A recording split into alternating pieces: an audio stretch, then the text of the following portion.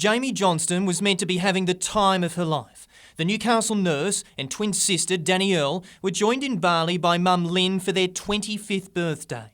But celebrations at the popular Happy Cafe were short-lived. Look, I'm told that she has internal organ failure, potentially some brain damage. Jamie consumed a cocktail known as jungle juice or arak. It contains coconut, palm flour and fermented rice, and when mixed the wrong way, can be fatal. These products may contain a lot of pectin, which during the distillation process can produce methanol. You only need around 100 mils or so for an average adult to be close to lethal. It's also used as a paint thinner, it's used as a solvent in chemical laboratories. It's just not designed to be drunk. Well, I love Bali. I go to Bali. I've had pineapples full of juices and so on. You've got to just be so careful, don't you? Balinese restaurant operators Sue Bryant and Ketut Arthur were not surprised by the news. Local people, they've been, had this problem for a while. This drink is really a problem for us. But a lot of these things just come in recycled beer bottles with no label and a cork in it, and that would be definitely unsafe to drink. It's not the first time this mixture has proven toxic. In 2009, 25 people were killed in Bali after consuming arak. It appears Jamie will be lucky. She's now in Darwin Hospital and moves are underway to bring her back to Newcastle. Clearly it's better for her to be close to family and her network of friends. Her colleagues are now raising money to help cover the expensive medical costs. Nat Wallace, NBN News.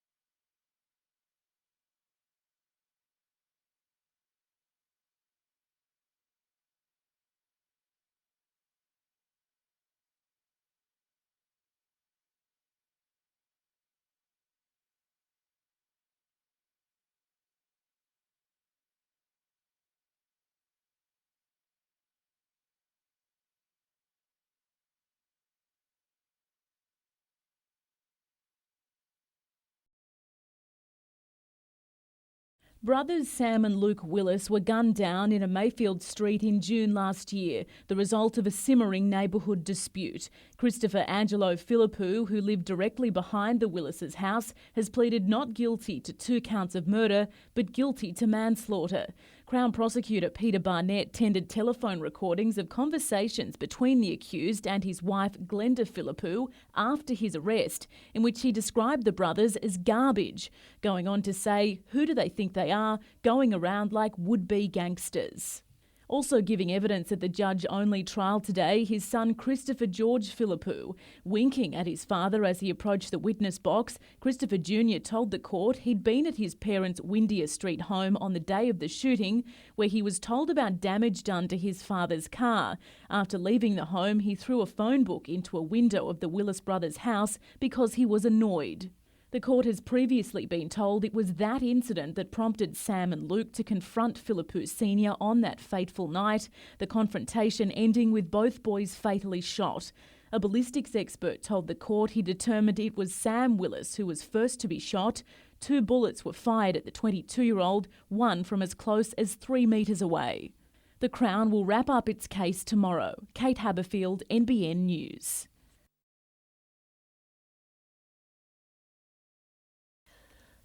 Life has become one big struggle for 68-year-old Alan James. In July, he was sitting on a bench outside Marketown Shopping Centre when a 23-year-old woman drove her car straight into him. He suffered horrific leg injuries and was placed in an induced coma for 5 days before undergoing a month's worth of treatment at John Hunter Hospital. Since then, he's been confined to a wheelchair and is in constant pain. His left leg is covered in bruises and sores, while his foot and toes are still grossly swollen. Well, the other day I did honestly think of just ending it all, but not, you know what I mean, because I can't see anyone, I can't get on the trains or anything like that, I can't walk. Mr. James says he's housebound and incredibly lonely. I've got no purpose in life, The woman who hit him has not been charged, and Mr James says despite placing 50 calls to the officer in charge of the investigation, he can't find out why. Well, I think it's totally ridiculous. 4 months later down the track, and they're still waiting for pathology. Like, she nearly killed me, you know. He says until she's been held accountable, he won't have any peace. Well, it'll make me more at ease because I believe that she should be charged, because why should she get away with that? You know, why should she? Why should she? Newcastle police say the matter is still under investigation and they're waiting on blood test results before determining what charges to lay. Madeline McKell, NBN News.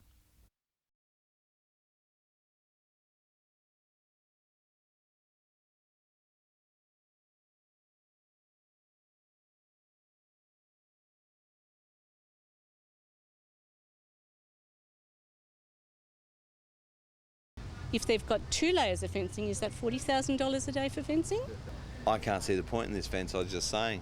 They're fencing, we can't climb over the art gallery.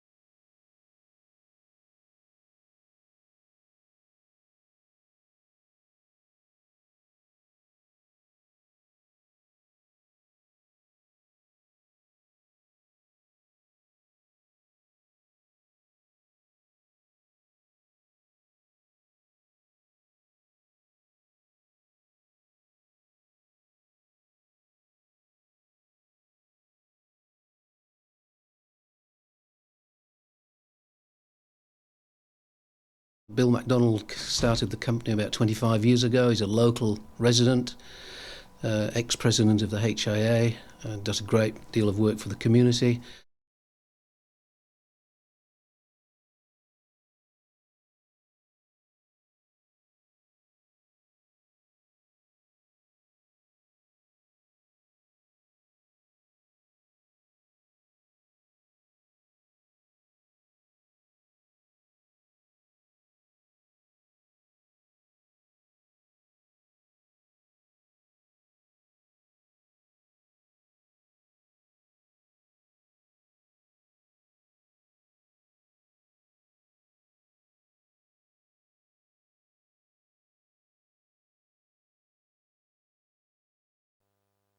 It was only a month ago Darren Lockyer's Four Nations campaign took a blow, so to be in Newcastle preparing for one last tour is something else. I've had some great memories here and not so good ones, but I remember the first time I captained Australia in Australia was at this stadium. 2 years ago, Lockyer led his country to a Four Nations victory. At 34, he's still hungry for another. All those farewells haven't quite got to him yet. It hit me a bit, after the last game at Suncorp, going off the stadium one last time. And I guess, on Sunday when I head back into the sheds, and that'll be, I guess one of those moments of reflection. Come Sunday, expect a similar reaction from Kangaroos coach Tim Sheens. Well, I wouldn't want to be coaching the Australian side without him, so what we're going to do next year is going to be interesting. In the meantime, Sheens is focused on shutting down Benji Marshall. What you're trying to do is limit that opportunity, so it doesn't become, as was the Four Nations final last year, something to cry about for the next 6 months. The Kiwis have had their own problems ahead of their arrival into Newcastle this afternoon. Certainly Sean Kenny and earlier on in the piece, Stevie Maddai, they're fairly good centres to lose. For us, it's a matter of making sure that we turn up, with the right attitude, ready to play. Kevin Messam, NBN News. Simply put, it looks like Madison Elliott will be Newcastle's next Paralympic star. At the Nationals, she recorded 5 world-class times. She even set a new record in the 50-metre backstroke. She's your typical 12-year-old, loves to have fun, loves to have a chat, but still when it comes to a racing, she really, focuses on the job at hand. Which is tough considering Madison suffers from cerebral palsy, which limits her right-side movement. It means she competes in the S8 Paralympic classification.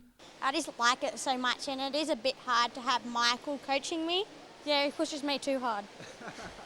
Michael Legg is used to that sense of humour. He's had the coaching job for 8 years. He believes Madison could become the Hunters' youngest Paralympian, and if it doesn't work out, there'll be plenty of other opportunities. Because I just like to get in the water all the time. I'm a water baby when I grew up. I guess the scary thing is she can only get better. Exactly. 12-year-old, she's just starting to tap into that talent that she's got. Madison will try out for the Paralympic team in March. Kevin Metham, NBN News.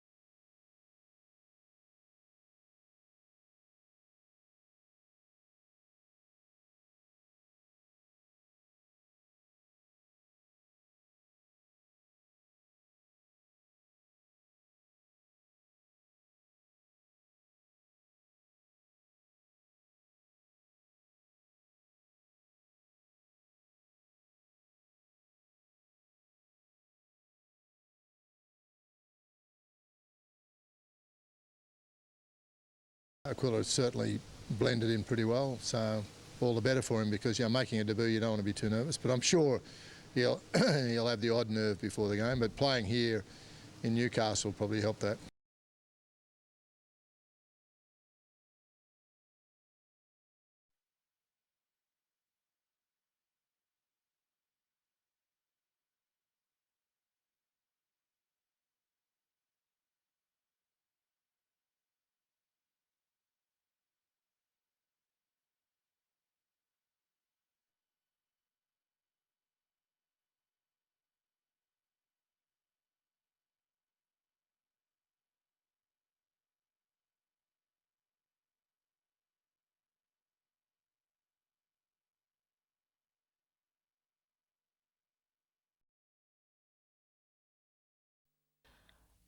After a harrowing 3 weeks, 25-year-old Jamie Johnston was finally back amongst her work colleagues, friends and family in Newcastle.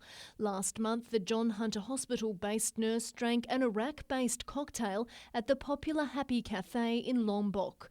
The beverage was contaminated with methanol. Details have now emerged that in the following days she was incredibly sick, but it wasn't until she collapsed at Bali's International Airport in Denpasar that she sought medical treatment. She ended up with brain damage and kidney failure. The incident has prompted the New South Wales Health Minister to highlight the importance of being vigilant when overseas. Be careful about what you eat, what you drink, and if you get sick, seek immediate help, medical help, and above all, take out travel insurance. Because Ms Johnston didn't have any travel insurance, her family is understood to have paid more than $45,000 to cover her flights and medical costs, both at a Balinese and Darwin hospitals. Travel insurance costs nothing when you consider the cost of bringing a patient back home. So everyone who's travelling should take out travel insurance. Ms Johnston's Medivac flight arrived at Williamtown at 4:30 this morning. Half an hour later, she arrived here by ambulance. While she's not yet well enough to talk about her ordeal, her doctors say she's now in a stable condition and breathing on her own. Madeline McKell, NBN News.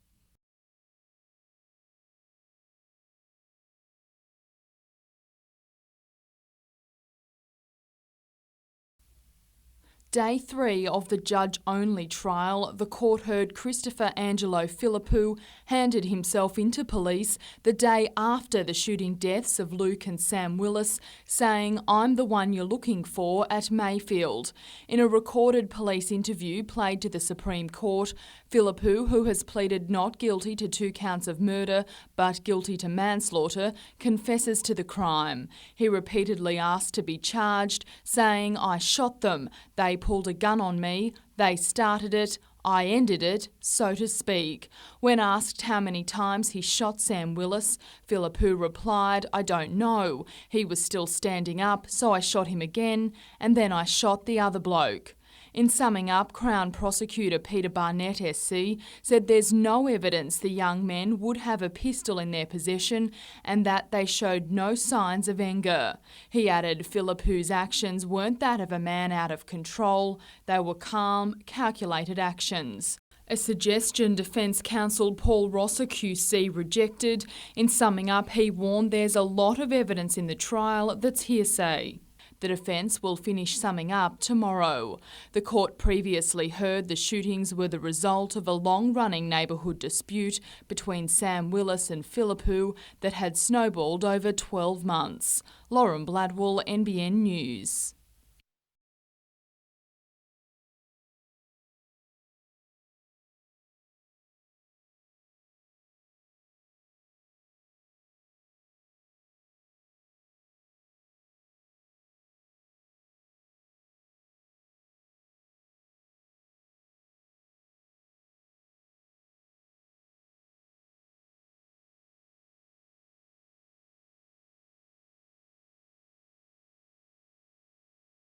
Every room searched and trashed. The property's owners believes the thieves spent at least 3 hours vandalising and rummaging through his home before they were disturbed by a neighbour. Amongst the items stolen, jewellery, a computer and half a case of scotch. But it's the more dangerous goods that police are worried about. During that break-in, a number of firearms were stolen, including assorted ammunition. So we're appealing to anybody with information to contact Lake Macquarie detectives or Crime Stoppers. To get to the guns, the thieves had to smash through this reinforced door, then break into the gun safe and a locked cabinet to get the 12-gauge shotgun and 4 rifles. Whenever firearms are stolen and end up in the wrong hands, it's a genuine concern for police, and the dangers to the community are real. Witnesses have reported seeing 2 men on a trail bike leave the property and ride off across a nearby reserve. Earlier that day, the bandits had robbed the house next door, adding to a spate of recent house robberies at Ellibana. Madeline McKell, NBN News.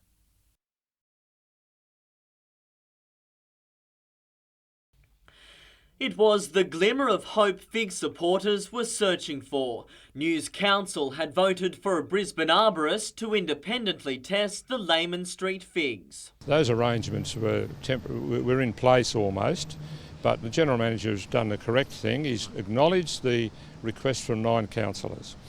He's then said, well, I'll find out if I can do that legally or not. I've now got that, and that legal advice is that I can't do that, that I have to implement Council's resolution to remove the trees. Putting to rest any definitive answer to whether or not the trees are in fact safe. It would either have been able to satisfy the community that we're wrong when we say these trees are safe and we're all confident to walk under them. His assessment would either tell us that we're right or we're wrong.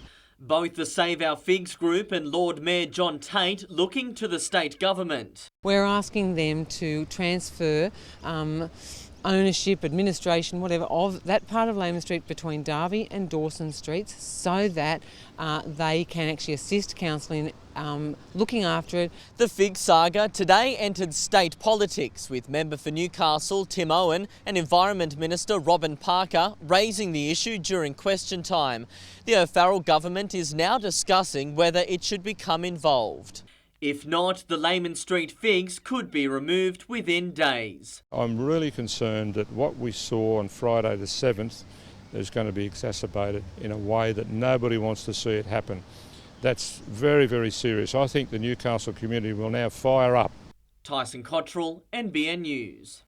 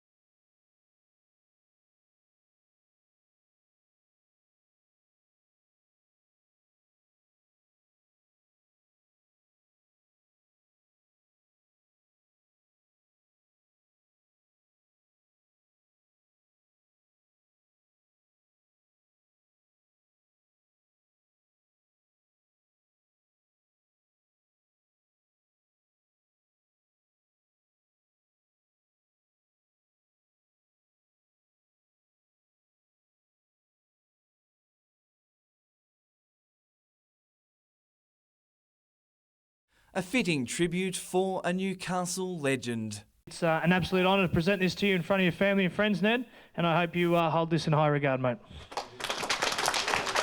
Well done, mate. Over 2 decades of rugby league, Neville Andrews earned a long list of awards and honours, but in 1950 there was one that topped it all, an Australian jersey. I got one and I thought, yeah, I'll have to hide this. My young bloke will knock this off.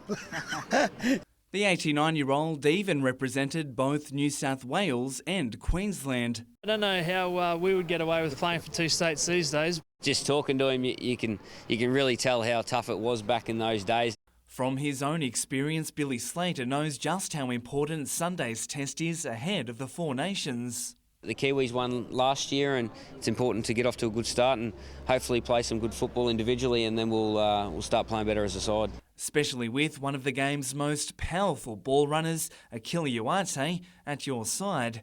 Obviously, getting to know him, he's a great fella, and he's good to have around camp. So, looking forward to feeding him the ball on those kick returns and getting a few runs off his play the balls. 24-year-old Aku admits it's all a bit surreal. I think I'm more excited than anyone in the team. So, yeah, I'm really looking forward to get to know all the boys really well.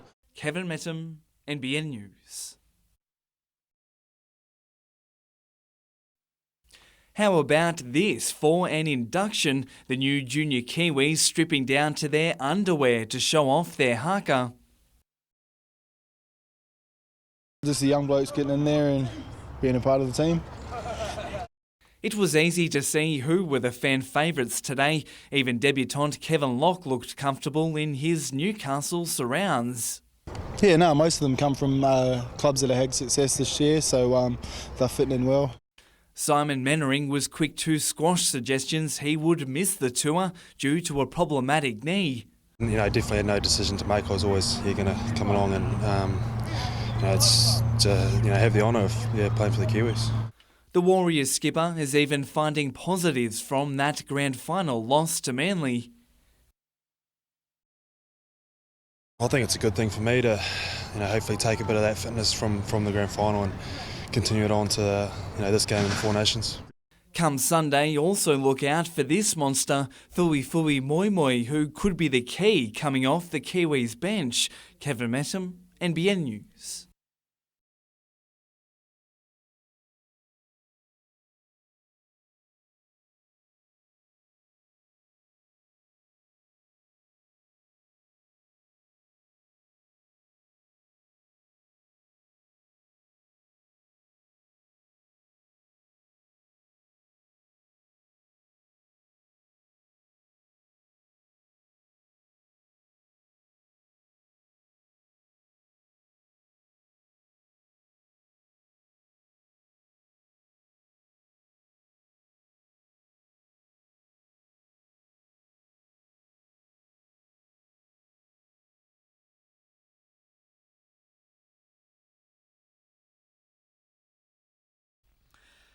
The Crown has argued the shooting of Sam and Luke Willis was cold and calculated, but the defence today said it was unplanned and irrational. Defence counsel Paul Rosser QC told the court Christopher Angelo Philippou wasn't in control when he shot the pair at close range, and he was never in possession of the firearm before it was used.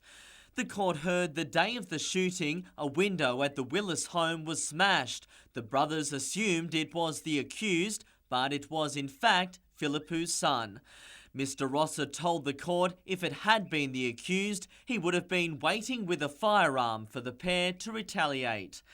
Instead, he was inside the house when the brothers taunted him to come out. Philippou maintains it was Sam and Luke who brought the gun. He simply wrestled it off them. The defence told the court Philippou clearly wasn't acting rationally. He could have easily stepped back and thought about the situation. Instead, he pulled the trigger.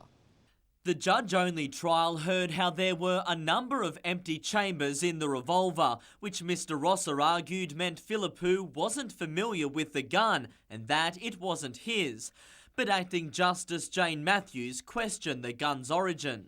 Well, the gun came from somewhere. It either had to be from the accused or one of the deceased, most likely Luke, and I find that extremely difficult. Going on to say, there's a lot of maybes here, Mr. Rosser. A date for the judgment hasn't been set. Tyson Cottrell, NBN News.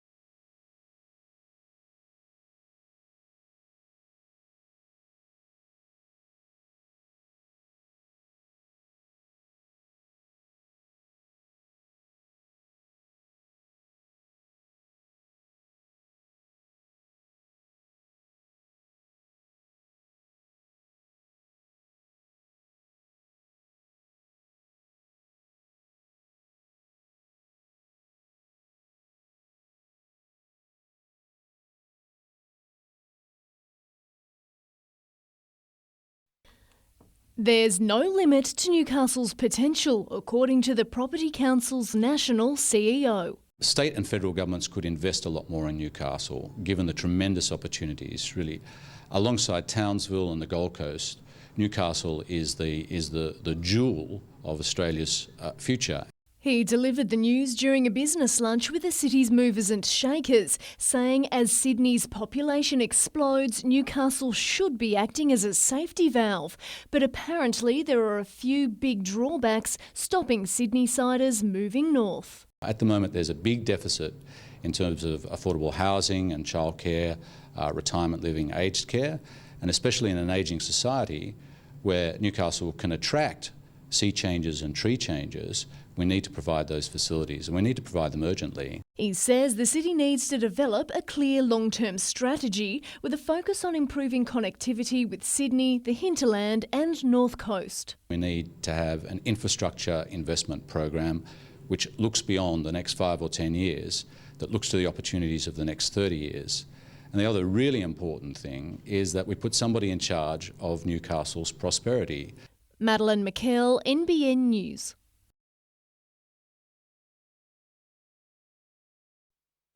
These are just some of thousands of waterfront homes that could be underwater by the year 2100. It's feared water levels at Lake Macquarie will rise by 1 metre. Certainly on the basis of the best scientific evidence that's available, the projections are that sea levels will rise.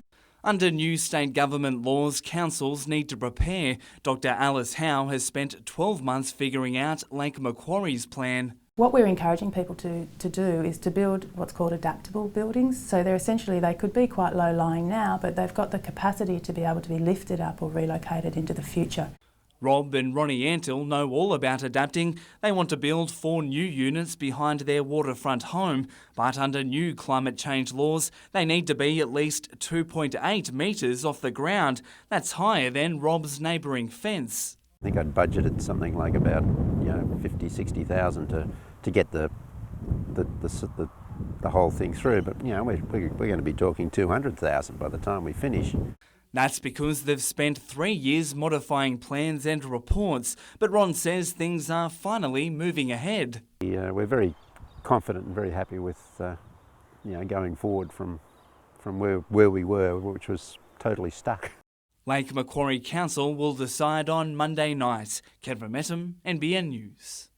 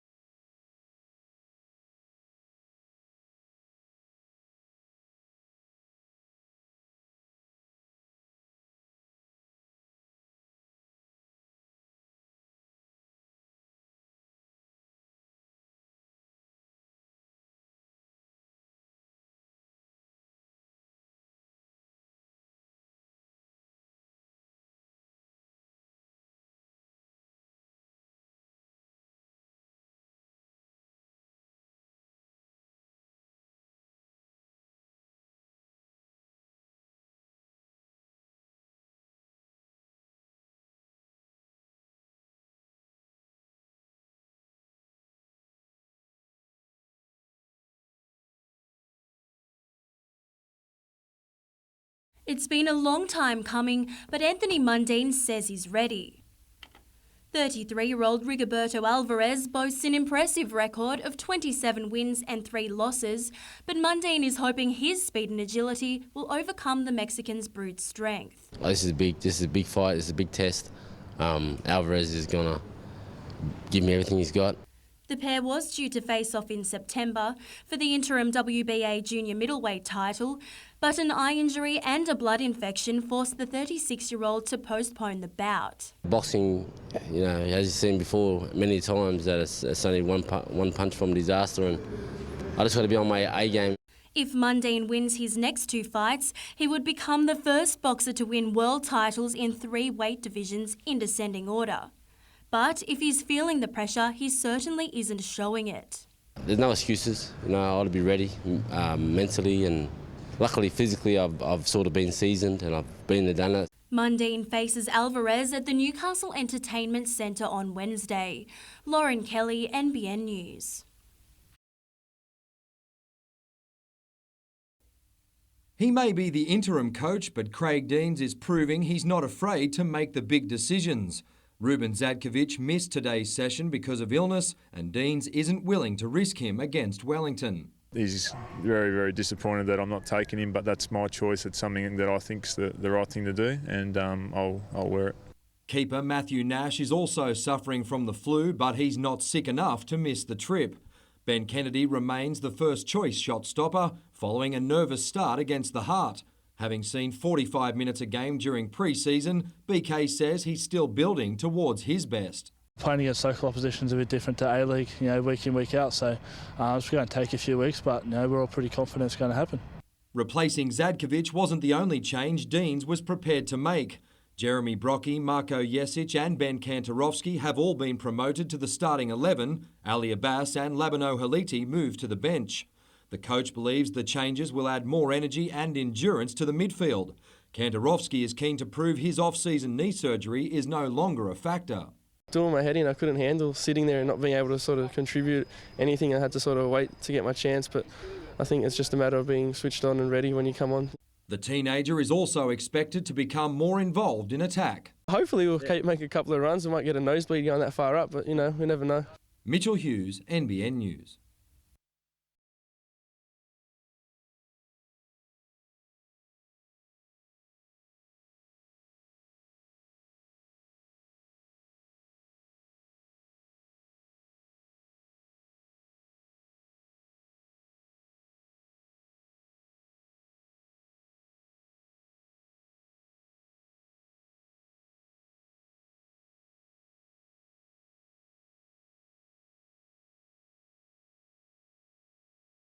See guys like these guys that are here today, it just lifts them. It's just amazing what it can do, just to get a family through a fairly tough time.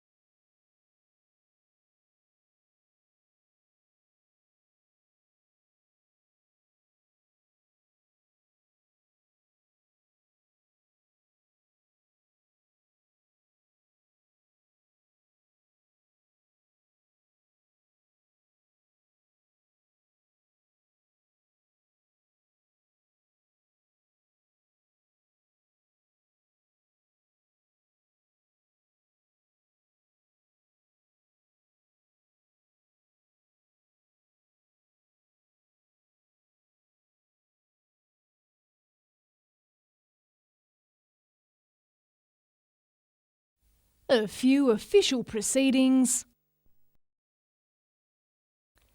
and mountain bike riders were often racing along the officially opened Glenrock trails. For more than 6 years, the National Parks and Wildlife Service has worked and compromised with the Glenrock Consultative Committee to create the tracks, which not only cater to bike riders' wants, but also to the needs of conservationists.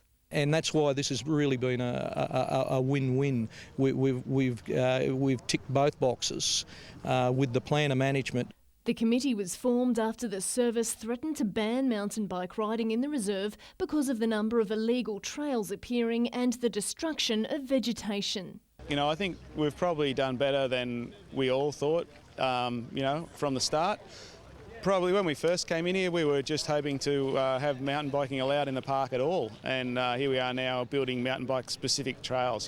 And riders are pretty chuffed with the 14 kilometres worth of sustainable bike tracks. I come out maybe once or twice a week, and it's great to have such a great track. You know, seeing the areas like this being used in an area health service has got the highest level of obesity almost in the country is great to see people out here being active. Madeline McKell, NBN News.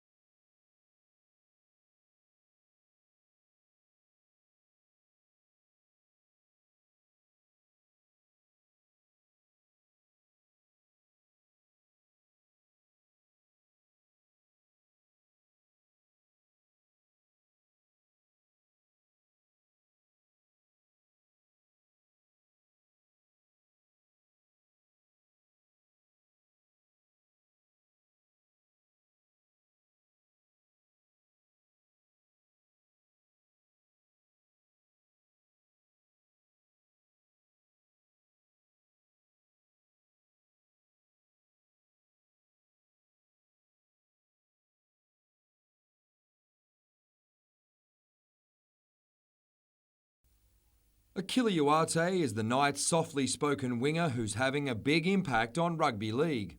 Really looking forward to him playing tomorrow. Obviously on his home ground. I'm sure he'll be very excited to put in a big game. Uarte is clearly warming to the task of playing for the Kangaroos. He's pretty laid back and at times fairly quiet, so I think he's just feeling his way at the moment. What it's like in 5 weeks' time, we'll wait and see. The Australians are desperate to hand Darren Lockyer a winning farewell in what's sure to be his last game on Australian soil. Yeah, it is. And he's guaranteed this will be the last time, unlike Johnny Farnham. With a sellout crowd expected at Ausgrid Stadium, Benji Marshall denies his young side will be overwhelmed. They won't shy away from their job for the team, and I give them advice if they need it, but a lot of them have got good heads on their shoulders and can handle themselves pretty well.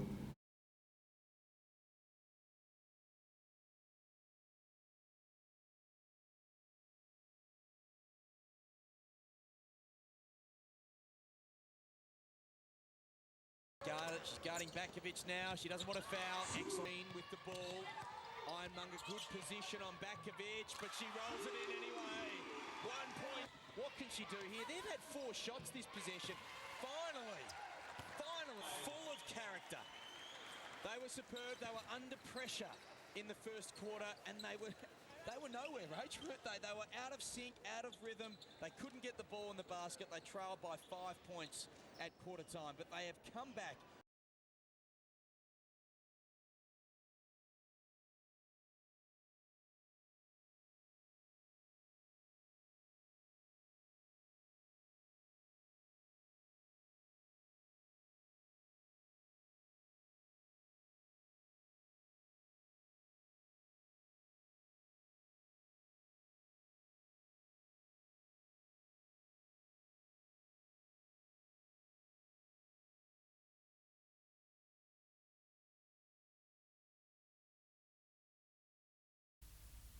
Just about everyone that lives in Broke rallied in the town this morning with one clear message.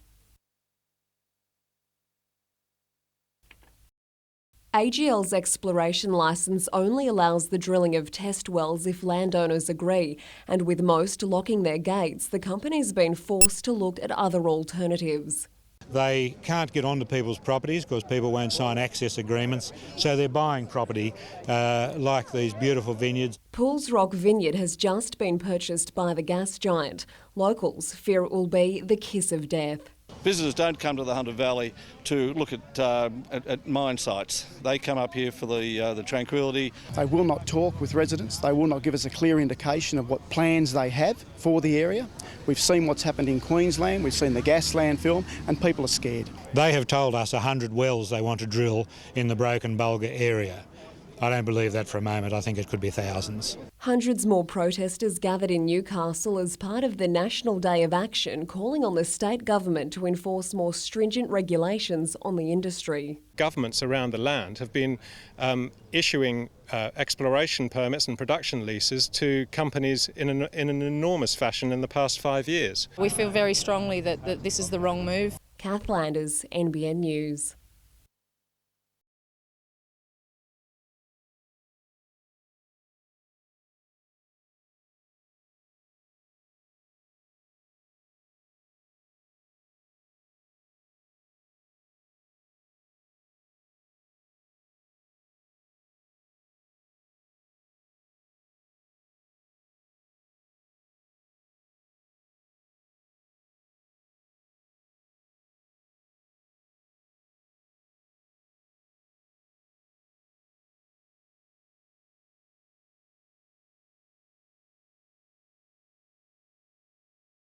She has the capacity as Minister for Heritage to put an interim heritage order on the figs here in Newcastle. That would give everyone breathing space and time to have an independent assessment.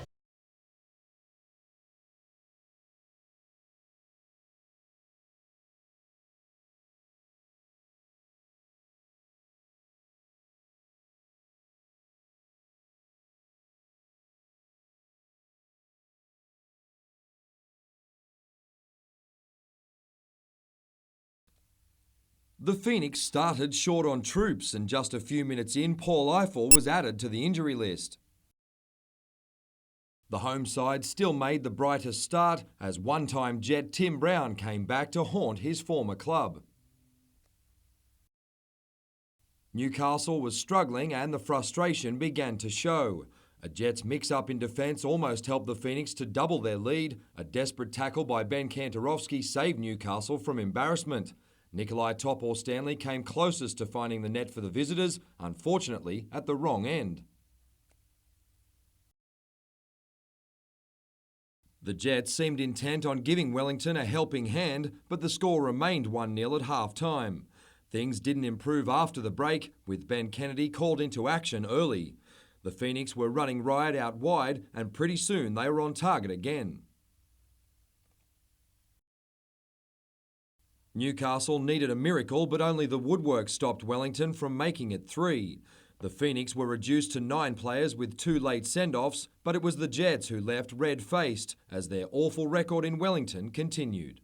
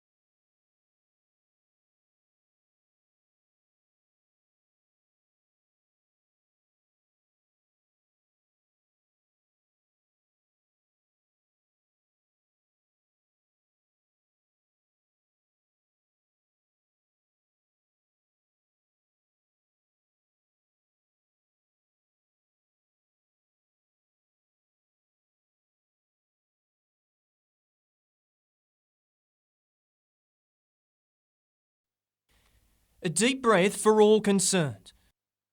These researchers can now continue to look for a cure for asthma. Yeah, it's fantastic. Keeps us going for the next 3 years. The federal government has injected $1.1 million into the Newcastle-based project, and it's not alone. 21 projects today got Commonwealth cash. The head of research at the uni overwhelmed by the announcement. Newcastle has the leading researchers in the country, and this has been borne out again in this round of funding. In all, $12.7 million has been allocated for health projects in Newcastle. That's the most for any university outside a capital city. Among the major recipients, Professor Amanda Baker. Her team has received $1.1 million to improve nutrition for cancer patients.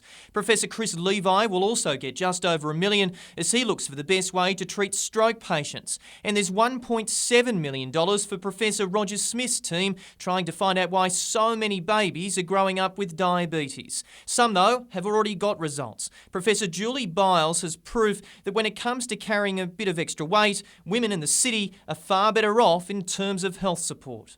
So I think when we're coming up with campaigns and policies to try and reduce people's weight or prevent obesity, we need to make sure that they're applicable to people in regional areas. Nash Wallace, NBN News.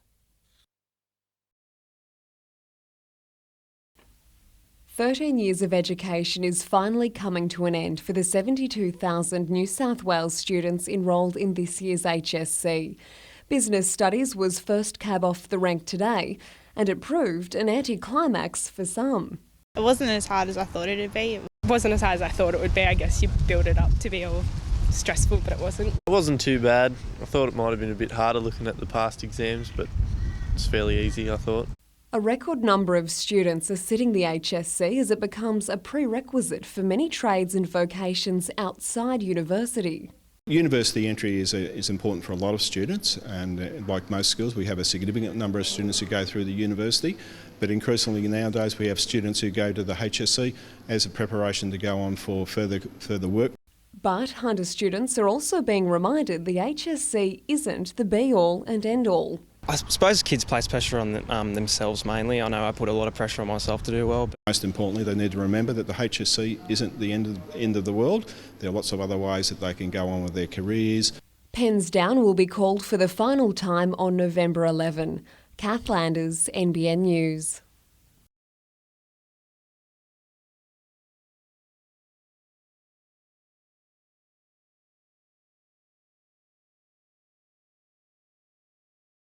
Burlesque is back and now it's hitting the Hunter.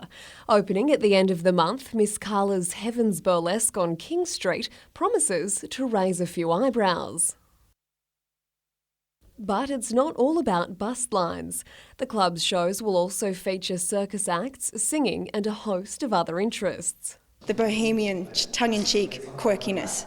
Newcastle's nightlife has made headlines for all the wrong reasons in recent times, and that's part of the motivation behind this new venture. Light the nightlife up back in Newcastle without basing it, without it being revolving around like heavy amounts of alcohol. Like a classy night out is what we want to provide. Newcastle does not have anything like this, so it's great to be a part of it. The official launch will take place on October 29. Kath Landers, NBN News.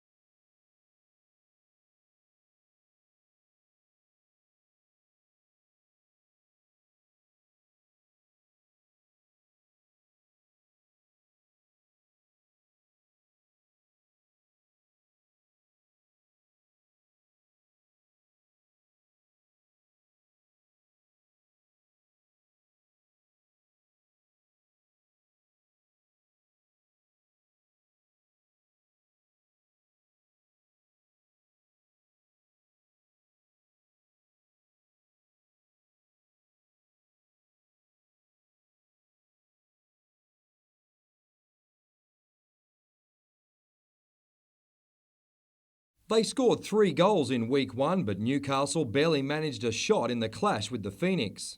The intensity that we moved the ball and the pace we moved the ball wasn't up to scratch, and you know it's hard once you have a slow start like we did to work your way back in the game. It's difficult, you know. And as I said, Phoenix wanted to win today. In some good news, the Jets' home ground is showing few signs of wear and tear following yesterday's rugby league test. A record crowd of more than 32,000 saw the Kangaroos demolish the Kiwis, with Knights players Darius Boyd and Akila Uwate both grabbing 2 tries.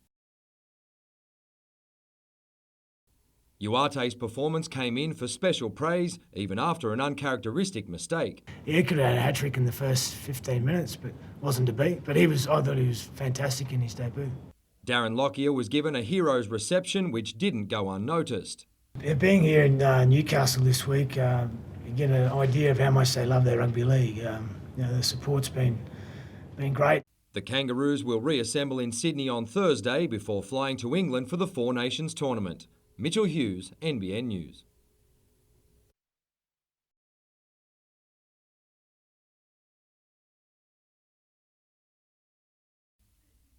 Having already finished second in the 100 earlier in the session, Angie Bainbridge could have been forgiven for being below her best for the 400.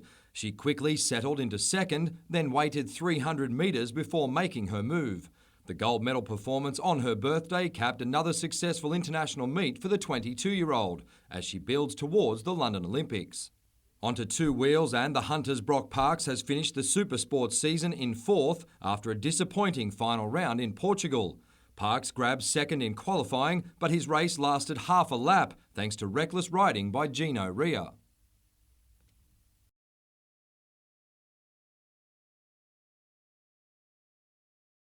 Parks's bike was damaged and he was forced to pull out. Brock is still searching for a ride next year. To golf, and James Niddies ended up in a tie for 41st at the latest event on the nationwide tour following a final round 72. Niddies had made a promising start, staying in touch with the leaders after rounds of 69 and 67. But a pair of 72 saw him slide down the leaderboard and go from 19th to 21st on the money list. He now faces a nervous time in the year's final two tournaments, needing to stay inside the top 25 to earn a recall to the top-level PGA Tour. Mitchell Hughes, NBN News.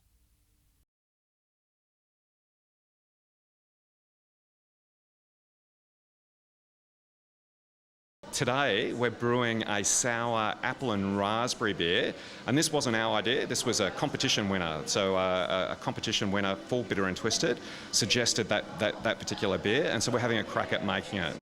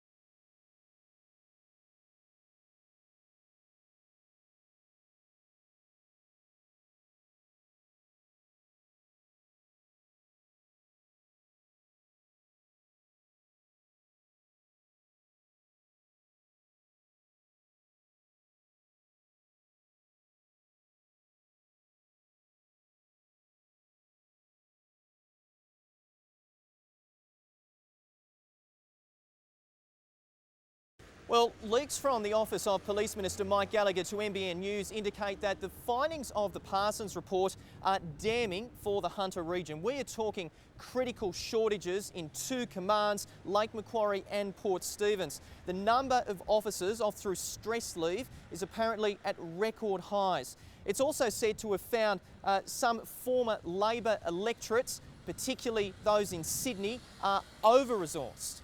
The Police Minister has had this information for more than 2 months, but won't release it until he can work out a plan of action. The Coalition ordered this audit amid claims that the previous Labor government lied about police numbers. Now, the Police Association today called on the Minister to get on with the job, arguing the longer the wait, the worse the situation will become.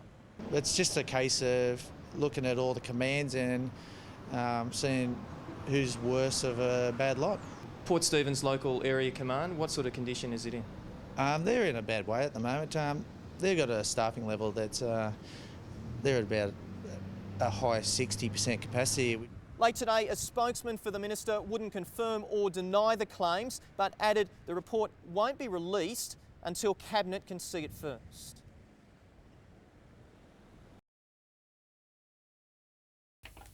Yet another temporary reprieve for the 14 FIGs on death row. Last night, Council's General Manager stepped in, ordering a stop work to remove the trees. He refused to speak on camera today, but issued a statement saying he doesn't believe it's practical to continue efforts to remove the trees due to safety concerns. He's also given pro-FIG campaigners a glimmer of hope by opening the door to a third-party assessment. The document is basically suggesting an expert assessment. I give full credit to the General Manager, Phil Pearce. He stood up and made a decision. I believe that decision is well founded. Mr Pearce has suggested 3 arborists willing to assess the situation and determine once and for all whether the trees are safe. I believe the expert assessment would take into account all the documents from both Council and Save Our Figs, so it will be some sort of desktop review of those, and then also a site inspection. But there are already claims 2 of the arborists aren't neutral. We have an awareness that there is a professional relationship between some of Council's consulting arborists and those 2 people. Save Our Figs has until 8:30 tomorrow morning to sign the document and in doing so waive their right to pursue further action. Kath Landers, NBN News.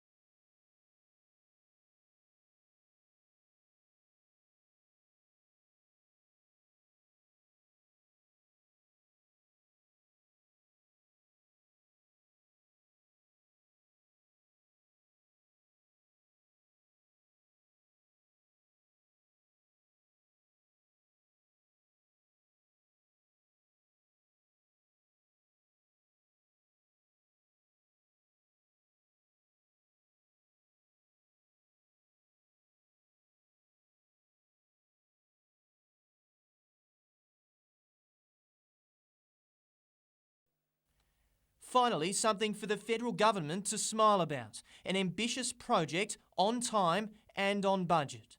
These are steel blocks that are part of an $8 billion project building the most powerful warships that Australia's ever had. For Newcastle, it's a big occasion. Today, this 30-tonne block, which will ultimately become a helicopter pad, needed to be moved. And in front of the minister, it had to go smoothly. There is an opportunity to pick up more blocks as the job progresses. If we keep our nose clean, we'll pick up more work. 2 years ago, there were 15 workers at the Tomago Forjax plant. Now there's 450. Another 50 jobs are possible. The work at our end is now 70% complete, and a paint job on the remaining parts will finish things off. Think giant Meccano set. By March next year, all these blocks will be shipped to Adelaide, and a month later, we'll have our first air warfare destroyer. And that should look something like this. Nat Wallace, NBN News.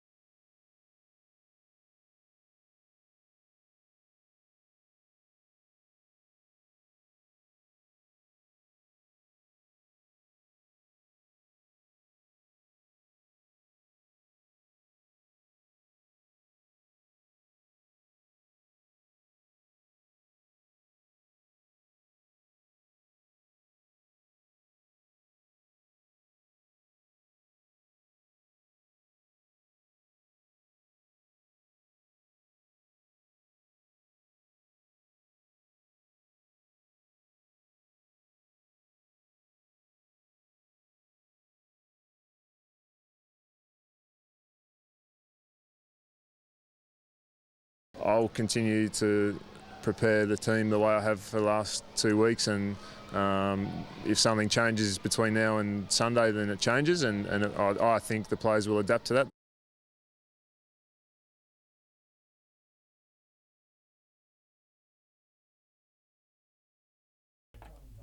The body of Singleton grandmother Hilary Allen was found in her garage by her son in March 2009. The 82-year-old had suffered 28 injuries, including a deep wound to her leg, which caused her to bleed to death. Scott O'Hare is on trial in the Supreme Court in Newcastle for Mrs Allen's murder. He took the stand this afternoon telling the court he and his girlfriend at the time, Cheyenne Anderson, had gone to Mrs Allen's townhouse to use her phone and ask for directions.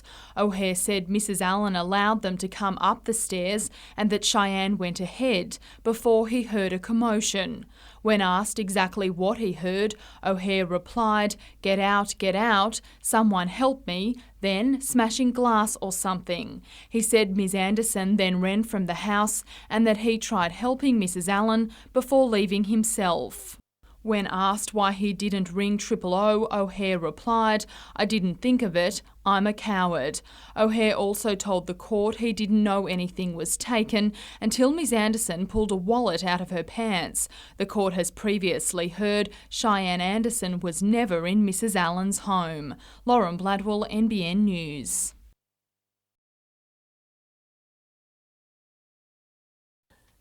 It was tools down for 4 hours this morning as Abbey Group contractors working on the Hunter Expressway met for an urgent safety meeting. There was a tragedy yesterday. A 48-year-old worker on this site died of a heart attack. It's a death the CFMEU believes could have been prevented. The union has spent the past 2 months trying to get defibrillators installed at the site, and while Abbey Group had bought 2, one was kept in an office and the other in a roving four-wheel drive. Nobody knew whose four-wheel drive it was in. Nobody knew the phone number to call. I think that there's huge, big gaps in their safety management systems. The man was working at this site off Tuckers Lane when he went into cardiac arrest. 4 of his colleagues spent a frantic 20 minutes trying to revive him, but he later died in hospital. Guys were still working around this guy while he was being worked on. There was no stoppage of work. Apparently someone did call the emergency call sign over the radio, but he was on a different channel. Nobody heard it. The union now wants the company to undertake a full safety review.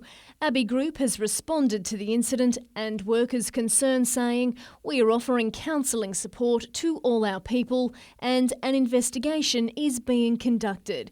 The incident overshadowed a joint announcement by the state and federal governments that the F3 freeway links western section has reached a milestone with 1 million cubic metres of soil and rock having been removed. Madeline McKell, NBN News.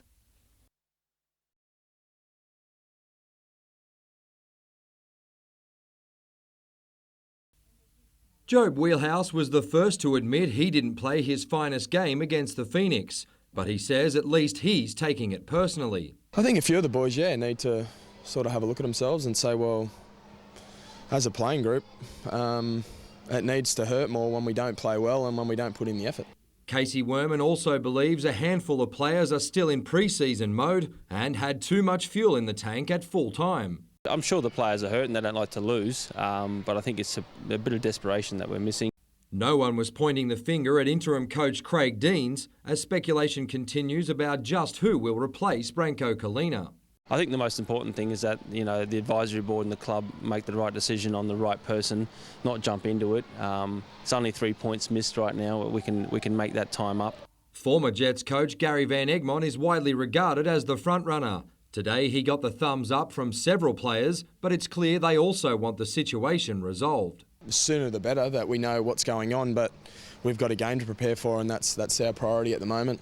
The interim boss isn't forecasting major changes for the clash with the Mariners. He's more concerned about solving the Jets' defensive issues. We've got 2 centre-backs that are 6 foot plus. We've got 2 full-backs that are quick and are good one-on-one defenders, and we've got a goalkeeper that's 6 foot plus. And they'll be the first to admit that they're not happy with the goals we conceded.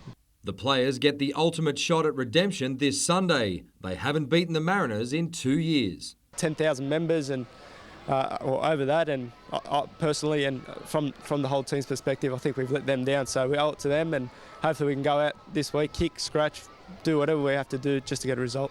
Mitchell Hughes, NBN News.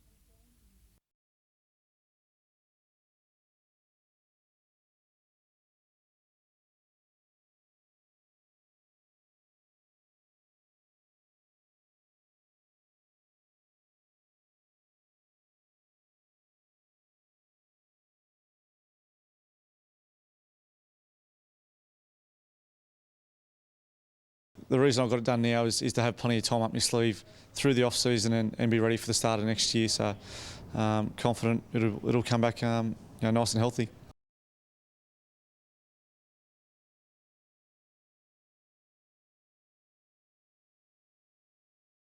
Yeah, maybe. Hopefully I still got a few years left playing, and tucking my head in the scrum probably might wear a bit thin, or might cut my career a bit short. So I might let Bedsy do that for another 12 months. All right, thanks guys. Cheers, mate.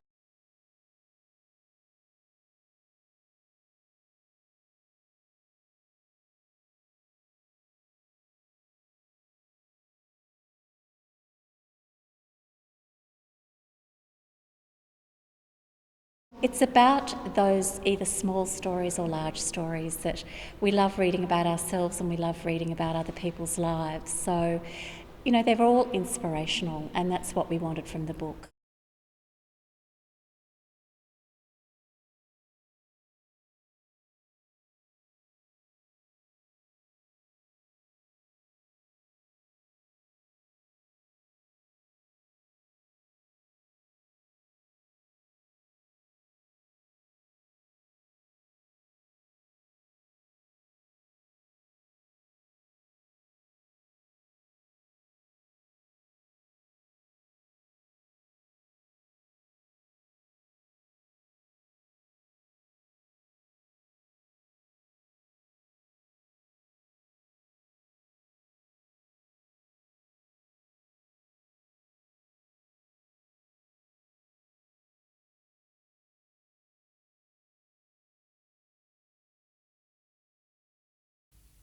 He's been out of the spotlight for several months, but Anthony Mundine is still a big-ticket attraction. A handful of Newcastle Jets will be in his corner tomorrow night as the man looks to resurrect his career. They're trying to push me out and blind me away, but I'm here. And this fight here is giving me a chance and opportunity to show you all that I'm back. His opponent, Roberto Alvarez, arrived in Newcastle with little fanfare. His status in Mexico means the bout will be broadcast live to a potential audience of more than 100 million, which includes his large family of fighters. His house was, you could call it a ring. Yeah, it was a table ring. They're always fighting, guys, including his sister. Now fighting as a light middleweight, Mundine is aiming to become the first boxer to ever win 3 world titles in descending order. I'm starting to feel comfortable. I feel better at this weight. I'm feeling a lot stronger. When I first come down, I was probably a little bit, weak, not used to the weight. The former champion looked fit and content as he passed the weigh-in this afternoon. Looking smaller than we're used to, the man maintains the best is yet to come. If I can, do the job there and do what I believe I can do, I can move on to bigger fights. So I told everyone from here on in, and there ain't nothing but big fights for me. He'll start with Alvarez tomorrow night. Mitchell Hughes, NBN News.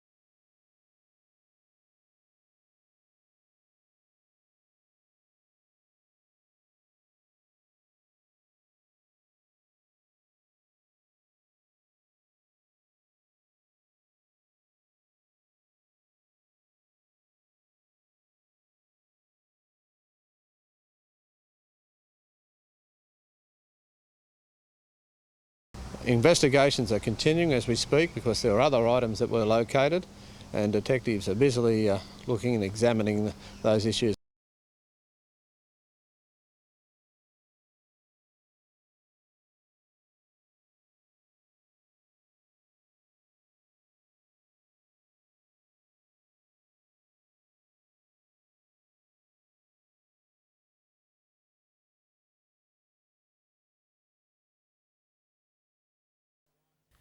The minister's been silent on the findings for 2 months. 16 years of neglect is such that you cannot just resolve this overnight. An audit of our police force will go to state parliament in 3 weeks, but it won't be released publicly for much longer. Today, though, there was an indication of just how bad the situation is. Look, there are big challenges. There's no doubt about that.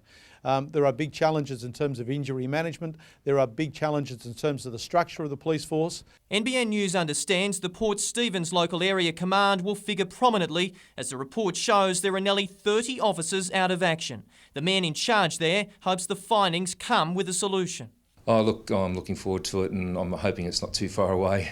They find it hard from day to day to put bums in seats of vehicles to attend jobs. At Lake Macquarie stations, it's understood to be the same. Under-resourced, at least 20 police off work. We do have a number of officers that are on long-term sick. Yet, under the former Labor government system still available online, the figures show we have too many police. I've been coordinator for the Neighbourhood Watch here for almost 20 years since it started. And I've just seen policing deteriorate rapidly in the area. The biggest problem that the previous government had is they failed to acknowledge the number of police officers that were ineligible or incapable of fulfilling a policing role. The previous government weren't prepared to ask the questions, they didn't want to know about the problems, and now it falls to us. Nat Wallace, NBN News.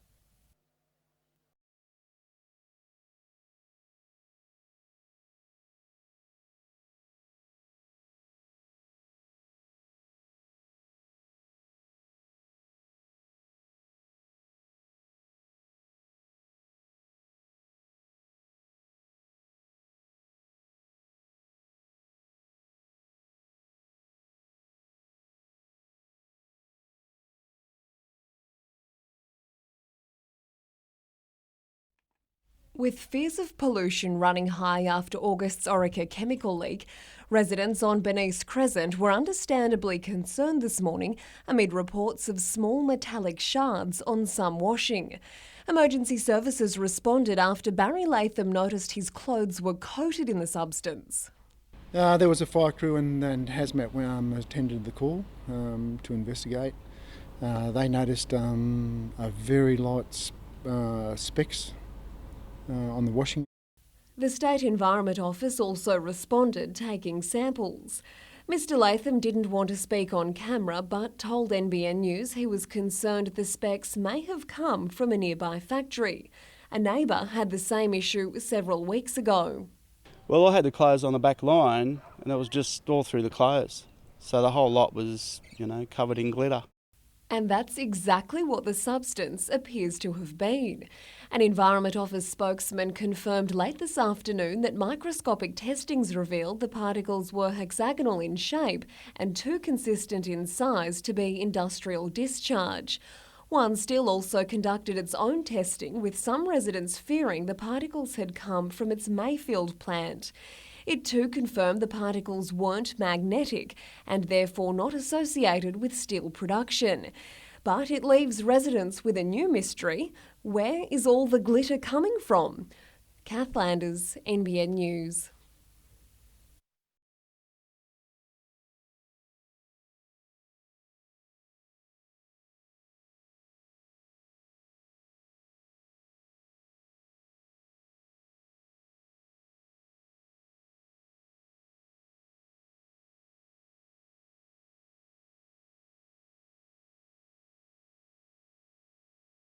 One of the really big concerns is not only what's going on that site, but more generally around the port. Nobody is looking at cumulative impacts.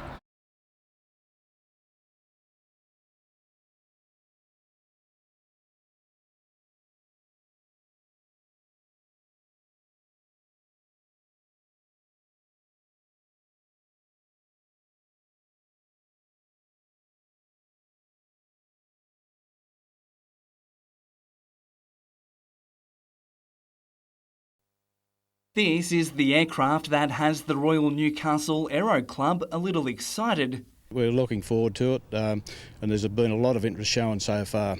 The new Cessna 162 Skycatcher is currently the only one in the country. It's billed as a flexible light sport aircraft which uses the latest technology. It's a fantastic little thing. It's the best thing since sliced bread. I'm quite sure the Cessna Skycatcher is going to rack up a lot of hours over the next few years. Bill Hitchcock should know. He's been a member of the club for 57 years, even when operations were based in Broadmeadow back in the 50s. Flying goggles and leather helmets, wind in the wires, open cockpit. Had a strong romantic feeling about it. The club moved to Rutherford in 1961 and since then it's built up an impressive collection. Now, once you're surrounded by these machines, you get an idea of why they're so loved. But I was told there was one last thing I had to do. Despite a fear of heights, it seemed fitting to take a lesson in the Cessna. It's often regarded as the best aircraft for beginner pilots. This Saturday, the club will also celebrate 50 years of using Cessnas by flying over Maitland, Newcastle and Lake Macquarie. Kevin Mettam, NBN News.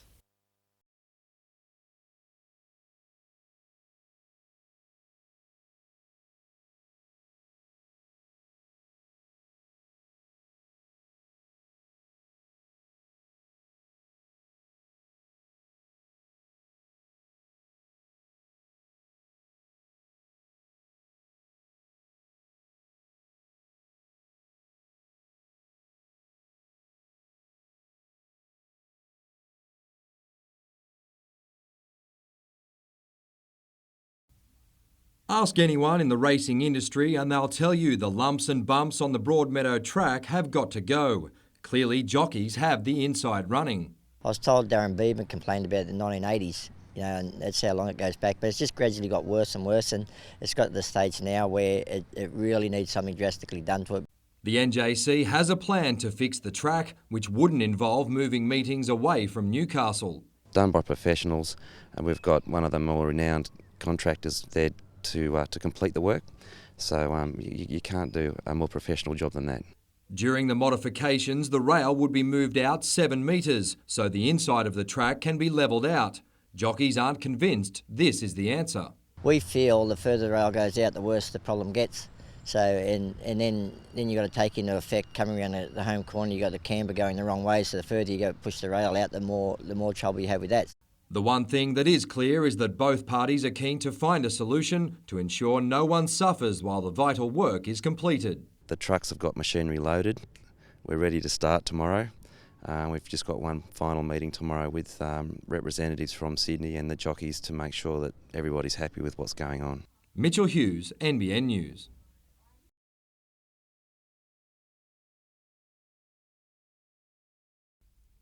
Ryan Griffiths made the last of his 5 appearances for the Socceroos in 2008. Despite a successful stint in China, national duty was out of sight, out of mind. But his return to the A-League has paid dividends quicker than expected, with Holger Osick adding the 30-year-old to an Australian-based Socceroos squad alongside fellow Jet Ben Kantarovski.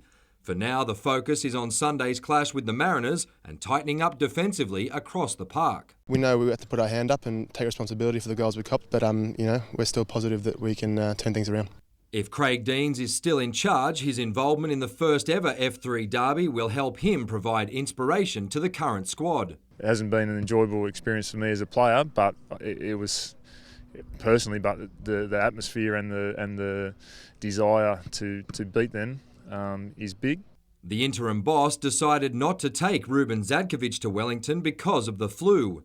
It's provided the fiery midfielder with extra motivation to lift against the Mariners. Yeah, I love it. To be honest, I love it. I got to, there's a few good mates that play for Central Coast, but when I cross that line, they're going to be enemies. In particular, striker Matt Simon. He'll be a marked man, that's for sure. He's a good bloke, but I'll be looking to kick him this weekend. Mitchell Hughes, NBN News.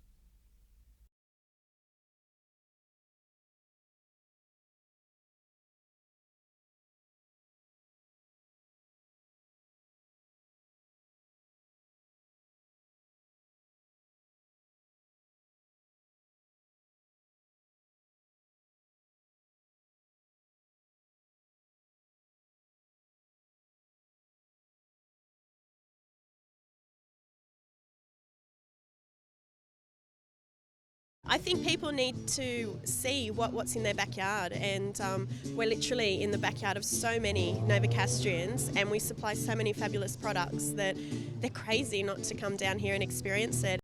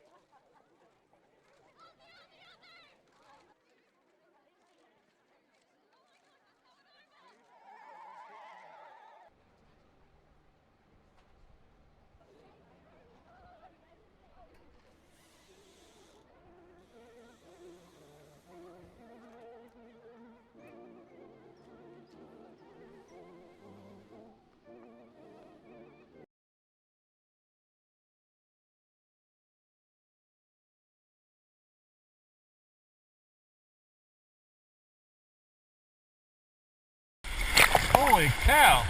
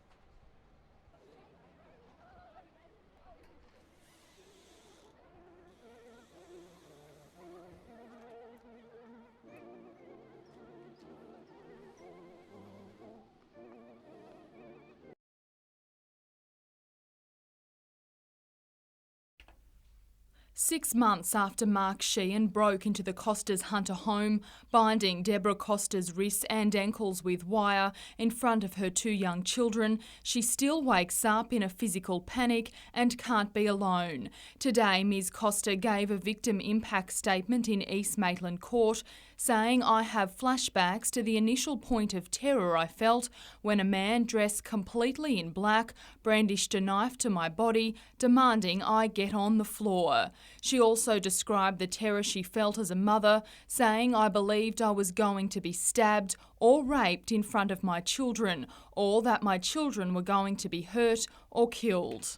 Sheehan, who'd been living in nearby bush at the time, also took the stand, telling the court he went to the Costas' home with the sole purpose of getting a car to jumpstart his ute, adding, "When I opened the door and saw a woman and kids, I guess I panicked." When asked why he armed himself with a knife when all he wanted to do was get a car battery, Sheehan replied, "I was walking a long way in the bush. There are lots of wild animals." Sheehan also apologised to Mrs Costa, saying it must have been very traumatic for her and her family, and he's very disappointed in himself. Sheehan will be sentenced next Thursday. Lauren Bladwell, NBN News.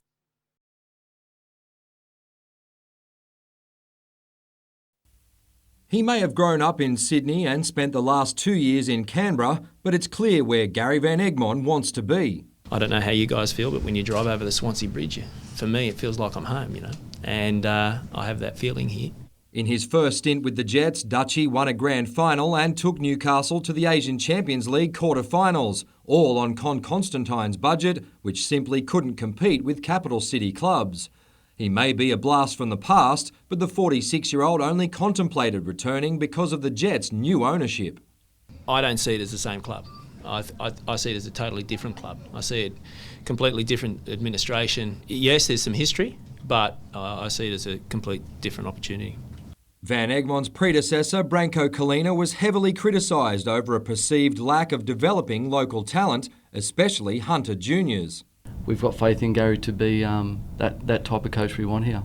The A-League side will be the priority, but Dutchie is also keen to address the lack of quality juniors emerging from the Hunter. Looking to get involved with the Jets youth team, looking to get involved with coaching of coaches, and definitely forging a real tight relationship with Northern New South Wales Football Federation. Mitchell Hughes, NBN News.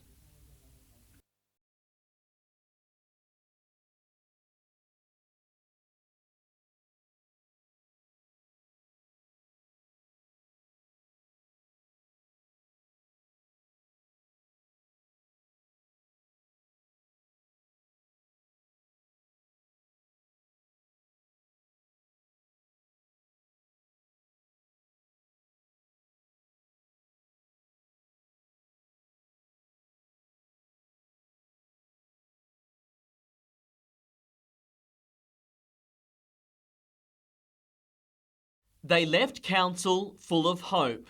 Well, it was a positive development this morning. We were able to sign an agreement with Newcastle City Council. The deal essentially gives the green light for a third-party arborist to inspect the Lehman Street figs, but aspects of the agreement still didn't sit well with the Save Our Figs group. One was that the agreement asks Save Our Figs to waive our rights to natural justice and procedural fairness. The council was not willing to concede on that. The other? We've got some concerns that it's not actually an independent assessment, given that it's only council who's engaging the expert. According to council, Save Our Figs rejected 2 of the 3 arborists it put forward and agreed that if the preferred consultant isn't available, the assessment will not proceed. Save Our Figs now has until 10 a.m. tomorrow to finalise details in the agreement before council will approach the agreed arborist.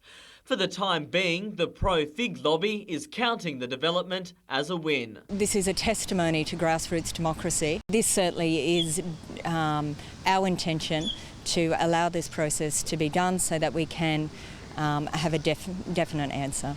Tyson Cottrell, NBN News.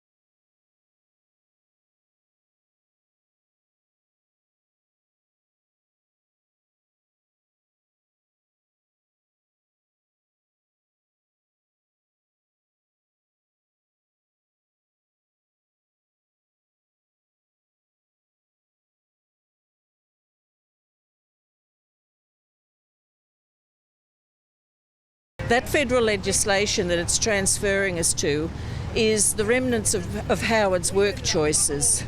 It will have the effect, we anticipate, of reducing both our pay and our conditions.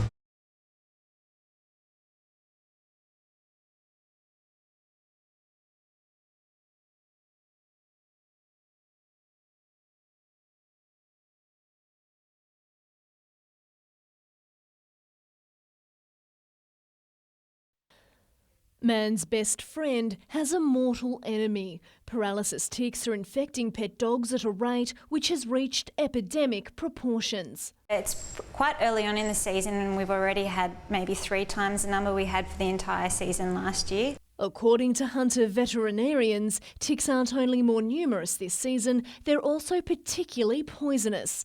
Several severe cases of paralysis have already been reported, and the cost of saving a beloved dog's life can be financially crippling. If that's an extreme case, they often need to be anaesthetised and on a ventilator for up to 3 or 4 days. And for cases like that, you can be looking at vet bills in excess of $10,000. Even then, 10% of animals don't survive. The first signs of tick paralysis are wobbly hind legs, followed by difficulty swallowing and breathing. The best way of preventing poisoning is a daily check. Run your fingers through their entire coat, and you want to be running your hands through their coat in a circular motion, and that way you should be able to detect a tick. Vets say particular attention needs to be paid to tick hotspots: the head, nose, inside the ears, in and around the mouth, between the feet, along the legs and around the abdomen. Any parasites found should be removed and the animal taken to a vet. Madeline McKell, NBN News.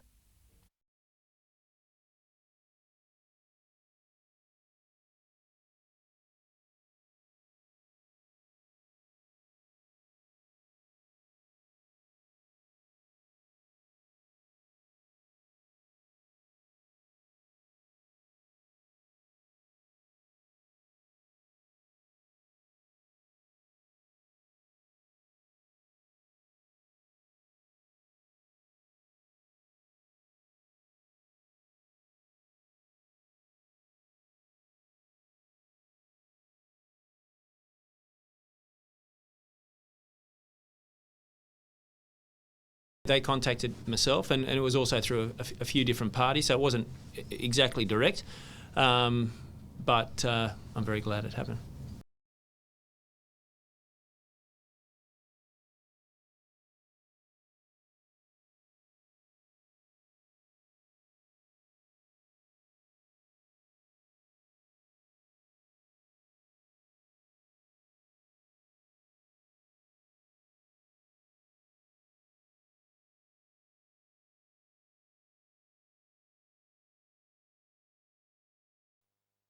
In his 9-match guest stint last season, Francis Jeffers scored just 1 goal. But it was his ability to create opportunities up front which made a real impact. It's no secret the Jets have long wanted the 30-year-old back.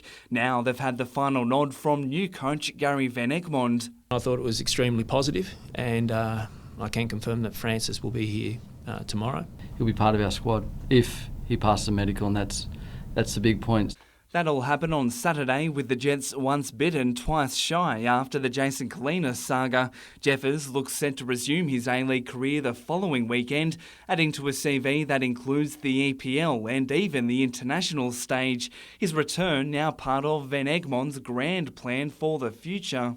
It will depend on how that playing group fits into a certain system of how we want to play, which will be a possession-based game, and if players can adapt. The 46-year-old cited defending premiers Brisbane as a workable benchmark. Hopefully we can start to work towards that type of football and that effectiveness as far as that type of football is concerned. Interim coach Craig Deans still has the reins this weekend and is hoping for an improvement for Sunday's clash against the Mariners. We need to win the game. We want to win the game. So we'll make whatever changes we need to make sure that we give ourselves the best chance to win. Ruben Zadkovic will be in the starting 11. Deans hopes it'll clinch his second A-League win as coach before stepping back. I'm more than happy to continue on and finish off on a good note. Kevin Metham, NBN News.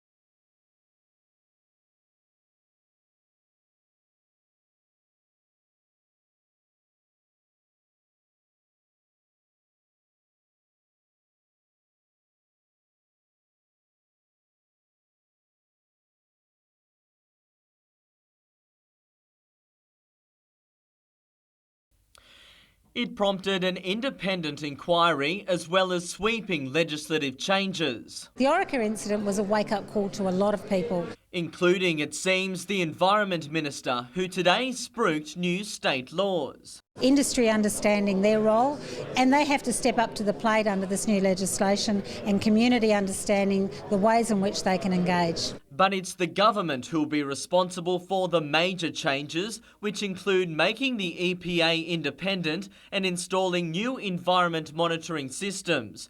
The new laws will also make it a requirement for industry to immediately report any breaches. It's always difficult to define immediately, but we understand, and industry will understand, they have to have an emergency plan in place within 6 months.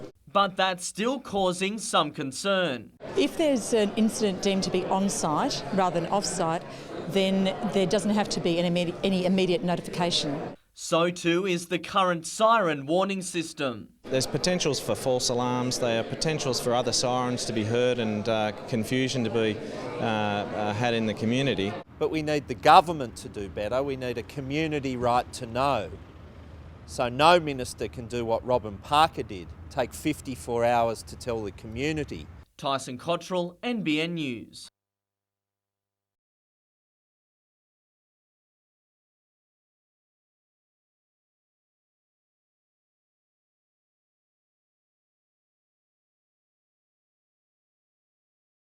It's a fantastic opportunity for the students.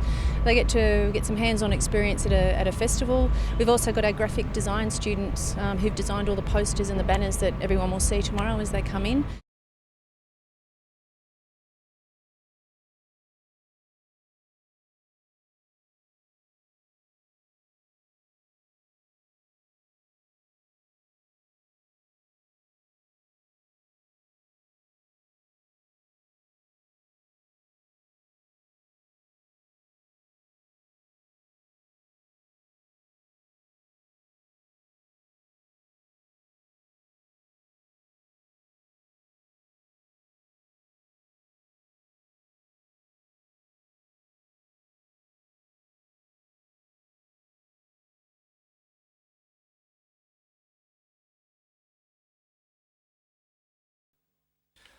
Michael Bridges pretended to be camera shy, but fellow Englishman Francis Jeffers lapped up the attention after a 9-match stint last season. The 30-year-old can't wait to get back in a Jets jersey.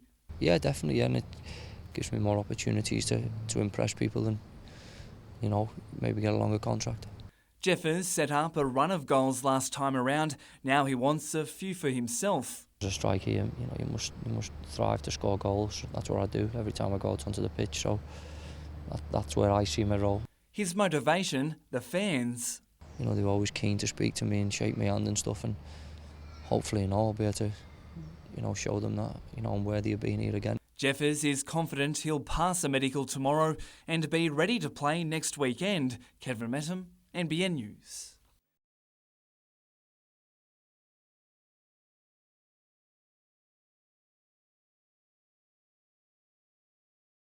NJC board members spent the day behind closed doors, working out where the club's next 7 meetings will be held. For at least 8 weeks, there'll be no actual racing at Broadmeadow.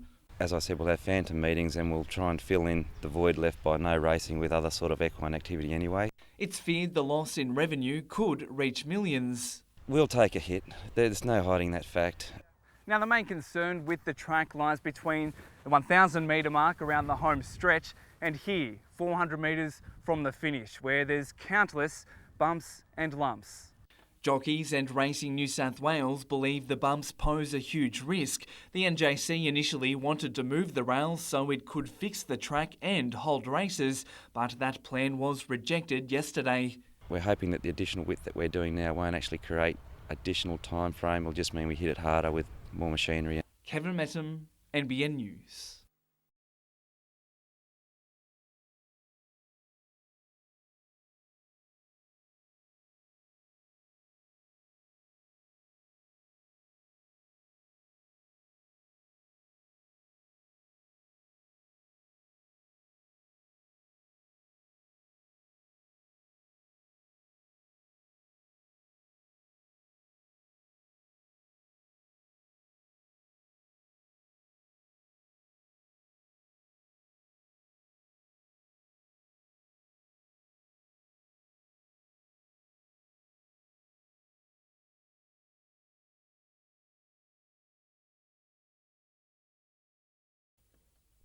It was the moment these 200 residents and so many more had waited for. Finally, some news from Nathan Tinkler's company Hunter Ports about what it has planned for the old BHP site at Mayfield.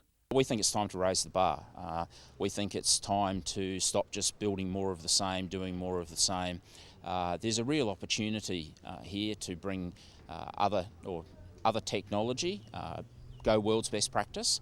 While Mr Van Barneveld confirmed the company is planning on building a new coal loader, that was just about all he gave away. We're in the stages of developing our proposal at the moment. We're working through a range of options, and in the next short time we will be bringing our proposal to the table.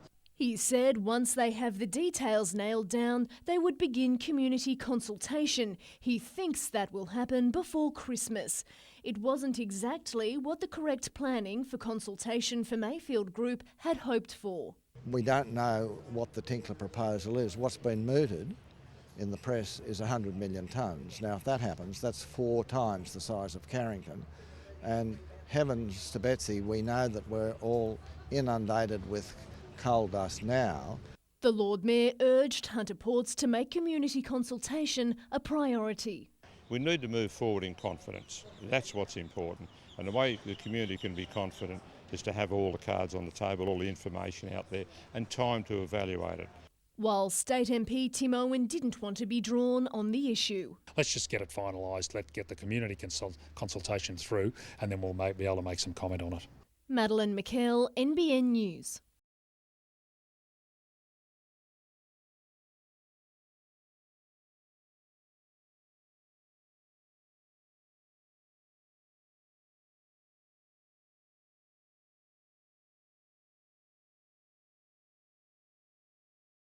Our numbers are a bit down from last year, which, is an absolute bumper year. And, we're seeing that throughout the festival market at the moment. It's softening a little bit.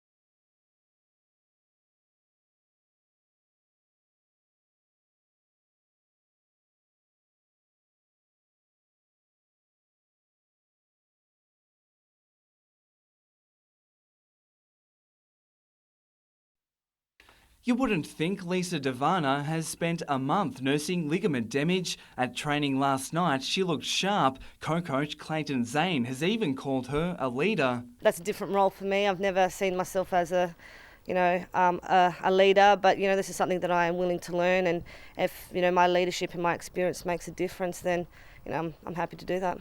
Devana has had plenty of knocks on and off the field. In May, she was sent home from a Matildas tour for bad conduct, but she bounced back in the World Cup. I'm very dedicated, and that's obviously an important thing to have in a team. So, I have my ups and downs, but it's all about growing, isn't it? With the addition of German veteran Ariana Hinkst, there are high expectations for the side, which has traditionally struggled. Discipline's really important because it's such a short season. There's no room for error on things like set pieces and our shape and our balance within the teams. Meanwhile, young gun Emily Van Egmond will join training on Monday. It's great to get people like her back who've come through the system. Kevin Mettam, NBN News.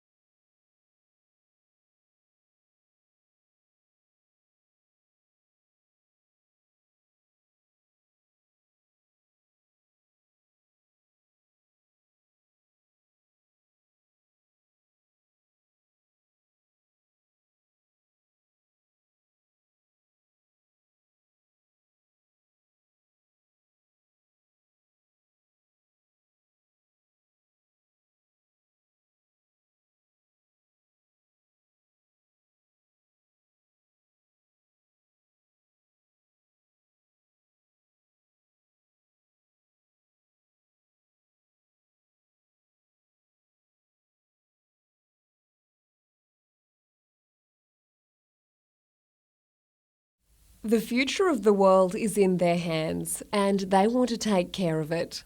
I want to grow up in a world that's clean and green and a really nice future where there's lots of grass and trees and not all of the pollution that's rising into the air today. For members of Transition Newcastle, that means less of this and more of this. We think that in order for Newcastle really to move ahead, we need to look towards a renewable future. The group is joining thousands of Earth Relay supporters across the country, taking pictures with Mother Earth at iconic spots as a show of support for the government's carbon tax. What we want to do is say that as a part of the public, we're on side. We think it's incredibly important. There's quite a few of these globes being passed around Australia, and we're going to make a big exhibition to encourage the government to keep doing the right thing. That exhibition will be staged on the lawn of Parliament House when the carbon tax legislation goes before the Senate next month. Kath Landers, NBN News.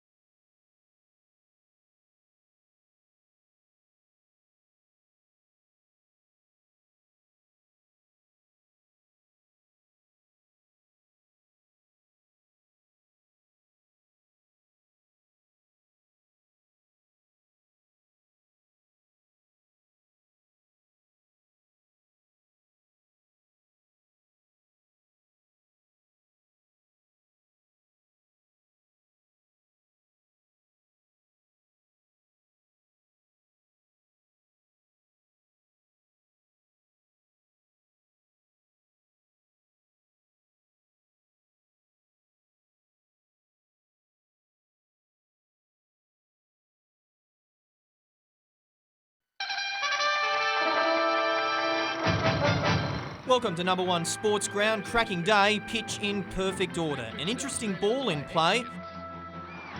And already some action that you've probably never witnessed before.